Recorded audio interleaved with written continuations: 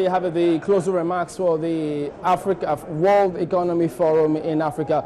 Well, that was the Africa Growth Outlook, which some of the highlights, some of the key points that were there. What needs to be done to move the economy forward, to maintain the status quo, and as a matter of fact, to ensure that we all go on the same pedestal. So if we could just take a little step forward, there we see agriculture, infrastructure development, financing, the petroleum sector. So those key areas, plus the corporate governance outlook, all of those areas has been said today, even yesterday in some of the plenary sessions, that they all need to be addressed if the investment is to stay in Africa. Chamberlain, it is amazing how this conference has been able to also factor in what has been happening in Nigeria in terms of the Mason girls, and also take action towards that, and also at the same time see what they can do in terms of moving Africa forward. So while we're talking about, you know, what's going to happen, it's also amazing to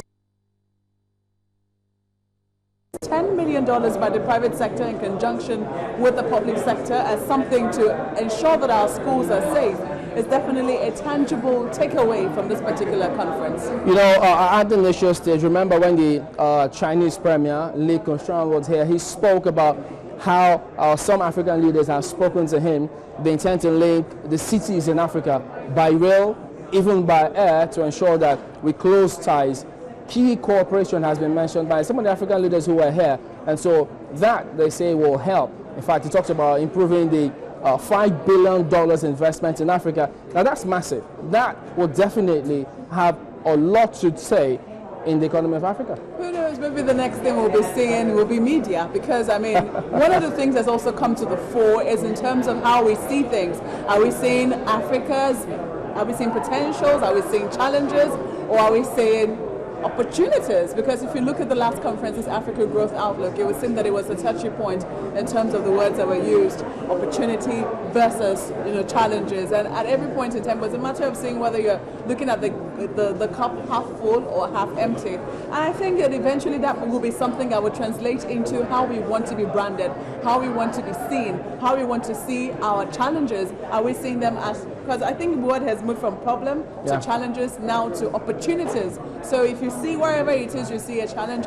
what it means is you're saying there is actually an opportunity. We'll look to see how that would actually inform subsequent sessions. That's right. on Africa. You know, what was also highlighted here today is that those challenges that we face in Nigeria, in Africa, it's not peculiar to us all. I mean, anyone experiences challenges, but how we respond to some of those challenges will determine how far or how we progress in the scheme of things. But then, we spoke to the managing director, group managing director, and chief executive officer of UBA.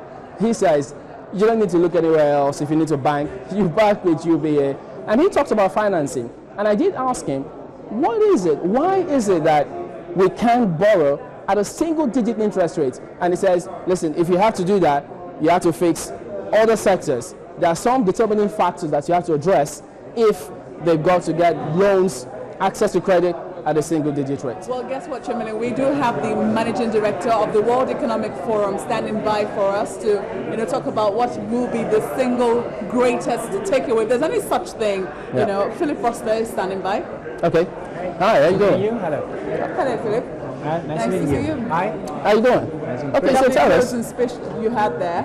Yes. You would think that, you know, we've had this session. It's been, I want to believe it's been successful even by your own rating, and at the point in time when you guys came into Nigeria, when we're facing a crisis on terrorism, it would seem that the word has been sent out that it's not just a Nigerian thing, it's been an international thing. Exactly. You know, there's been international concern, and it's just gone beyond words. We've also seen concrete action here in terms of how much has been pledged into ensuring that this kind of thing doesn't happen again. What else would you say has been a takeaway from this particular conference for you? I think it was World Economic Forum on Africa. Yes. And we released so many good things for the African people. For example, one issue was how can we get much more foreign direct investment? And so we can reach 68 billion US dollars in the next few years for the African people, for beautiful projects like fostering agriculture, like come to better education and have some infrastructure, institution building. and yes, fight against violence and terrorism. So I think it was very successful, not from our point of view, but from the point of view of the African people. What would you say, what has been the feel? What has a lot of people been, what have they been telling you in terms of what they think about this conference? Yes. And what really made them come anyway? Yes. So first, you mentioned the security issues. Yes. And yes, many people were worried about it. But then they thought and then they decided, say, look, if we decline our participation, then at the end, the terrorists will have won. And so we will never allow that terrorists dictate African people's agenda. So that is the reason why they're here. That's a huge signal and symbol of solidarity. 1,000 people from around the world were here in Abuja, here in Nigeria, to set a signal. And that was very successful, and it is one part of the success of these meetings. Can we say, or can we assume that everyone, those African leaders, business leaders, private sector participants who have been here today, will they leave with that message in mind? Go ahead, do what you have to do, and make the investment stay in Africa. Yes, that's the reason why the World Economic Forum is so successful, because we are not only for 3 days here and then forgotten in the next 12 months, and then the next event maybe in South Africa. No, we have ongoing projects. We want to reach something for the people. And so that is why we promise that we will never forget that all the projects will be brought forward. So that's the reason why we're here, and we will stay here and we will come back month and month every year. So It's amazing that he's a young global leader and he's also the managing director of the World Economic Forum. Yes. He's in Africa. It's amazing. Yeah. How would you also rate youth participation at this conference? Well, how would you also rate the enthusiasm? I think Nigeria has one of the highest birth rate in the world. You have such a strong younger generation. And so it's my urgent call to the younger generation. Engage yourself in business, in journalism, and maybe politics, to take your own life in your own hands. And that's the reason why we're here, to put your dreams into reality. that's fantastic. So that's a good message. So in the next 1 year, we're not just going to just sit back without doing anything. You will follow up on all of this, Yes. and get results.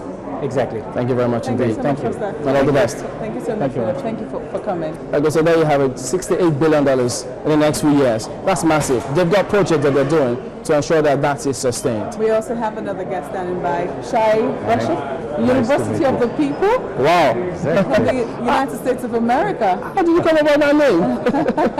Well, it's university for the people, Oh, okay. of the people, by the people. That's a So University of Democracy. it is. It's a tuition-free university. Interesting. It's a university for those who do not have any other alternative.